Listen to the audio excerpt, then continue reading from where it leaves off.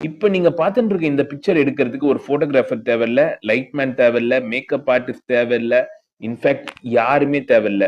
Artificial intelligence என்ற ஒரு tool இருந்தா போதுங்க. ரீசென்ட்டா வோக் என்ற ஒரு பெரிய இன்டர்நேஷனல் மேகசின் இந்த பிக்சர ரிலீஸ் பண்ணியிருக்காங்க. எப்பவுமே பார்த்தீங்கன்னா, பெரிய பெரிய ஸ்டார்ஸ யூஸ் பண்ணி போட்டோ ஷூட் எடுத்து, அத வந்து ஃப்ரண்ட் பேஜ்ல போடுற இந்த மேகசின், இந்த தடவ ஏஐ யூஸ் பண்ணி அதுலருந்து ஜெனரேட் ஆன ஒரு பிக்சர் எடுத்து போட்டுருக்காங்க. இத நீங்க நார்மலா பார்க்க முடியாது. இது ஒரு பெரிய விஷயமா தான் பார்க்கணும். ஏன்னா மாடலிங், ஆக்டிங் இதெல்லாம் நம்பி பல லட்சம் பேர் உலகம் ஃபுல்லா இருக்காங்க. அந்த பல லட்சம் பேருக்கு பல லட்சம் குடும்பம் இருக்கு. ஒண்ணும் இல்லங்க. நம்ப ஊர்ல ஒரு சின்ன மாடல் ஆவறதுக்கு நாய் மாரி லைன்ல நிக்கணுங்க. ஒரு ஆக்டர் ஆவணும்னாலும் லேஸ்பட்ட விஷயம் கிடையாது.